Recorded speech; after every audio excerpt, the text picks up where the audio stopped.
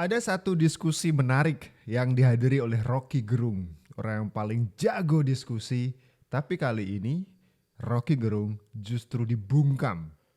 Orang yang membungkam argumen-argumen Rocky Gerung soal IKN adalah rektor dari Universitas Balikpapan.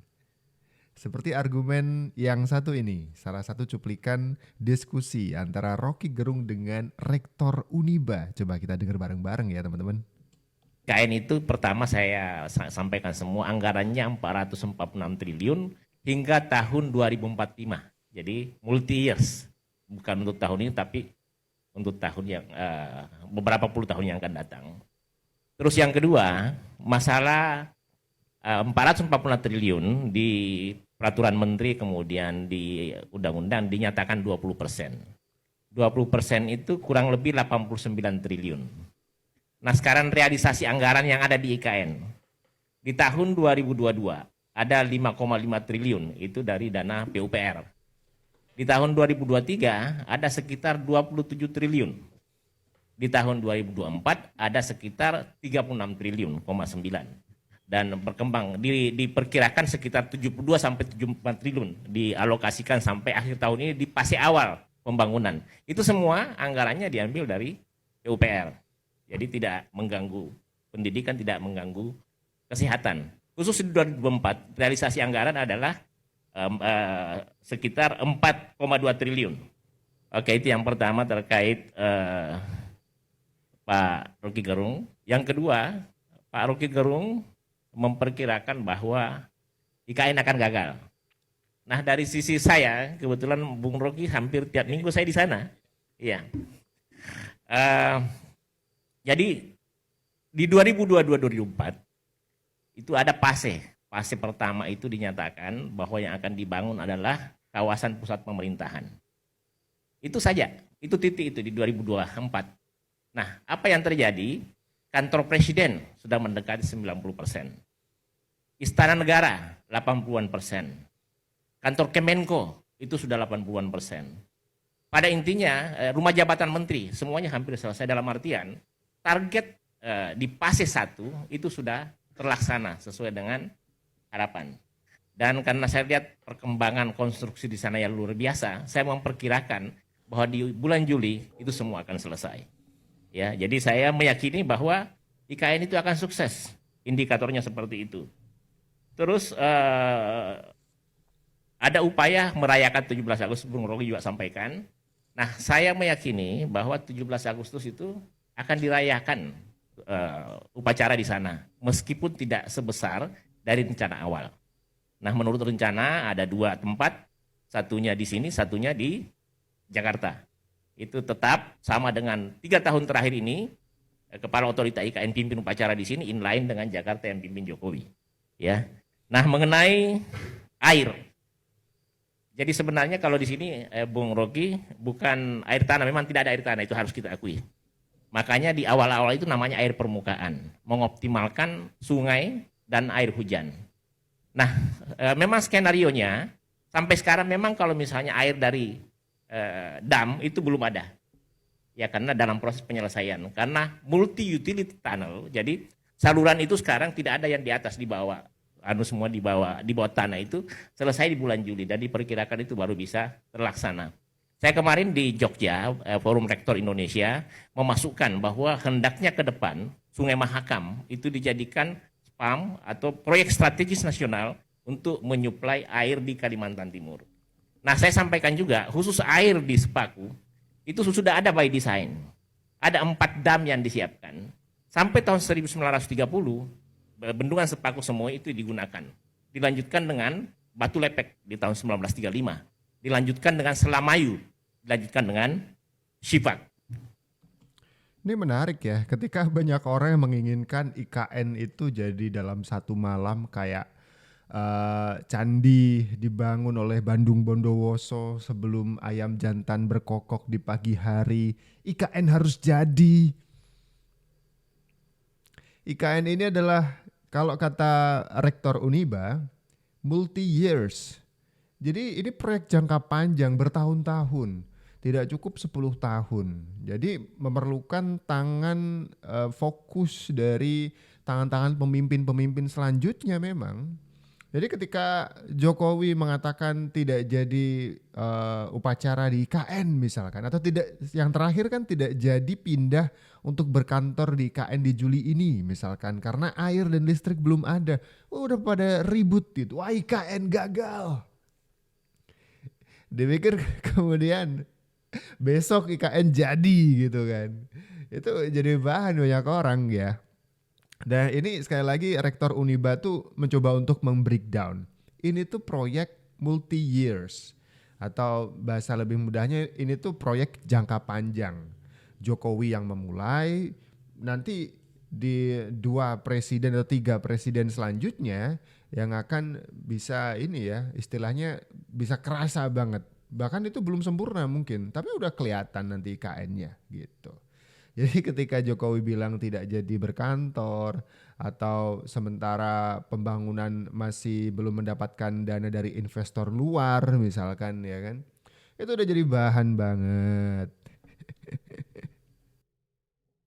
Ya, PDI Perjuangan kan memang setuju ada pemindahan ibu kota itu kan, dan memang sudah saatnya ibu kota itu pindah gitu. Tapi apakah harus semudah itu persyaratannya bagi investor sehingga seakan-akan kita menjual negara kita? Kan nggak juga ya.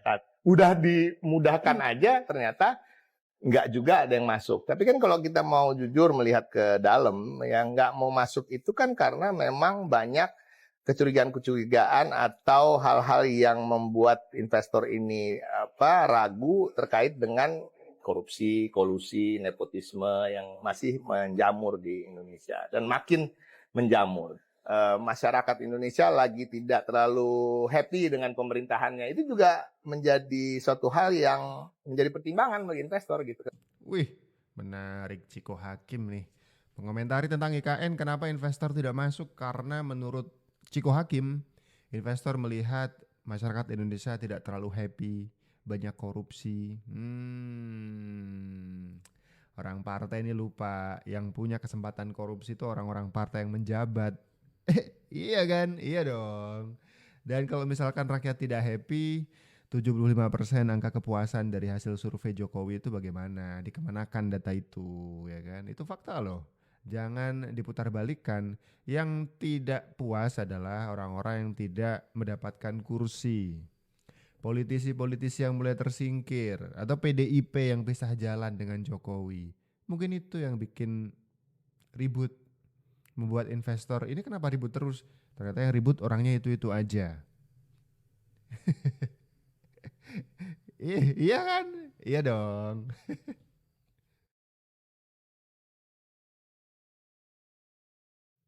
Jadi saya jelaskan secara keseluruhan dulu ya. Di IKN itu ada salah satu visinya IKN untuk semua, ya kan? IKN untuk semua. Nah ini terkait manfaat. Ada beberapa, salah satu tujuan IKN juga pertumbuhan ekonomi baru di masa depan. Tapi ternyata setelah IKN ada bukan untuk masa depan, saat ini sudah bertumbuh ekonomi secara bagus. Baik Kalimantan Timur yang menjadi sekitar pertumbuhan 6% saat ini lebih, maupun secara nasional. Jadi di sana itu ada 10 ribuan pekerja. Mereka itu umumnya dari Jawa dan Sumatera. Mereka itu dari kelas menengah yang menghidupi orang-orangnya semua, keluarganya, anaknya, istrinya, ya kan. Kemudian yang kedua, baja.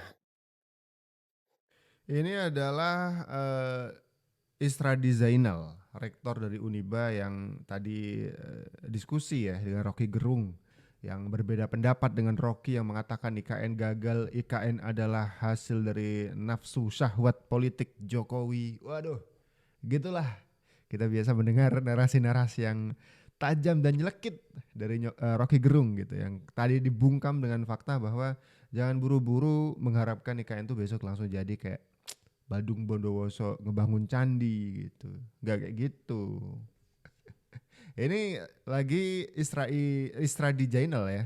Isradi Zainal rektor Uniba ini juga memberikan apa istilahnya testimoni bahwa baru dibangun saja itu dampak-dampak ekonominya sudah dirasakan oleh rakyat di Kalimantan Timur. Menarik ya. Saya membantu Bung Karno, saya membantu Pak Harto, saya membantu Pak SBY, saya membantu Bu Mega. Kan ini Bu Mega kekuatan kepemimpinannya ini membuat IKN bisa. Saya membantu Pak Jokowi, saya membantu Pak Habibie dan membantu semuanya. Karena IKN siapa sih yang dirugikan? Nggak ada. Ya. Kalau misalnya masalah uang negara dibangun di sana, apa tidak malu sama Kaltim yang sumbangannya begitu banyak? Dan itu kan untuk membangun orang Indonesia, ya kan? Kan itu kadang-kadang dia bilang, oh ini hambur-hamburkan duit negara. Itu kan bagaimana bisa menghamburkan duit negara kalau itu untuk membangun suatu kawasan untuk kepentingan Indonesia ke depan, yang memberi akses negeri tertinggal seperti Kalimantan dan Sulawesi, Papua untuk semakin maju, semakin intens. Sebuah kebijakan untuk menjadikan itu sentra ekonomi baru. Ya. Iya kan? Bagaimana bisa? Apa tega banget gitu? Terus apakah tega menyatakan merusak hutan sementara di sana umumnya hutan tanaman industri yang kemudian 45.000 hektar itu dikelola secara independen? Apakah itu bukan suatu hal yang bagus? Jadi saya mau bahasakan IKN itu bagus untuk Indonesia, menunjang perekonomian nasional, memperbaiki lingkungan, iya kan? Nah, tugas kita jangan nonton saja, tugas kita mengkritisi, tapi berdasarkan kajian-kajian, bukan misalnya dengar sebentar terus langsung komentar, ya kan? Baca, dalami, dan insya Allah saya siap diundang dan berdebat dengan siapa saja terkait ibu kota Nusantara. Ajakan yang menarik. Ini berimbang ya, berimbang. Isra Desainal, Rektor Universitas Balikpapan.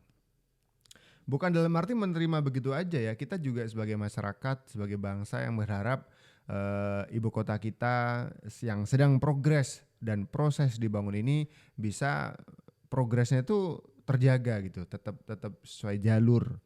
Makanya bukan cuman kita itu harus melihat, mengawasi, gegap gempita, merasakan apa istilahnya ya, merasa bangga juga kan gitu ya, harusnya merasa bangga juga. Kita juga perlu mengkritisi ketika ada yang tidak sesuai. Tapi ini kritik juga bagi para pengkritik. Kritik bagi para pengkritik. Kalau mau mengkritik berdasarkan data. Jadi kalau mau bilang IKN mangkrak ya kan masih dikerjain. Apakah kemudian tidak dikerjakan? Kan enggak, itu kesana deh.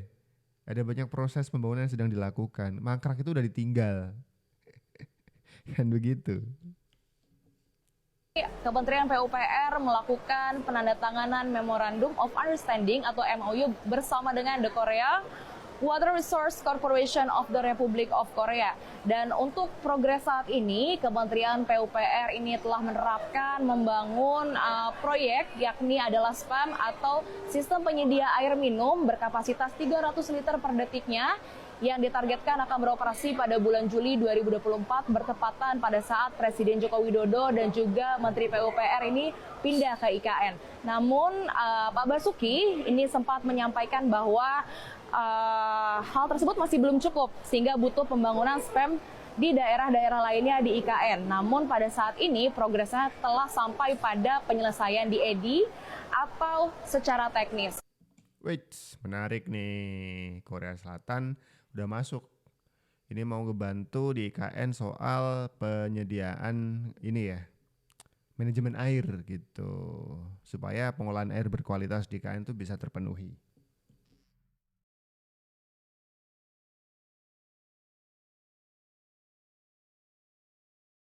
Weh, ini beberapa ASN nyobain berkantor Sekarang di Bandara Udara Tingkat.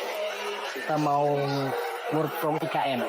Hari ini kita mendapat tugas dari pimpinan untuk melaksanakan kerja di IKN atau work from IKN bersama Mas Febri dan juga kita landing jam 17.45. Berangkat jam 2 kayaknya. Sisa 1 jam ternyata ya. Budek. Yud, mana nih Yud kita yuk? Hari ini kita ke Balikpapan untuk menguji IKN. Emang ada surat tugasnya Yud? Surat tugasnya baru diterima kemarin. Pada kesempatan kali ini, kita diberi kesempatan khusus oleh Otorita Ibu Kota Nusantara untuk mencoba program WFI, yakni Work from IKN. Dan program ini memiliki tujuan untuk memberikan kesempatan kepada para ASN untuk merasakan langsung pengalaman bekerja di IKN, serta mendukung program IKN sebagai agenda nasional. Hadirnya program ini diharapkan ASN dapat lebih memahami dinamika dan tantangan pembangunan di ibu kota baru Indonesia. Di mana ini kita? Kita lagi berada di MES ya. Kita para pekerja di IKN. Sudah jadi, luar biasa, mantap. Kita tadi kurang lebih 2 jam dari Balikpapan. Perjalanannya gimana tuh? Kalau juga perjalanannya Lu tidur doang. tiba-tiba udah nyampe. Gua pikir di mana? Ternyata menakjubkan nih suasananya nih.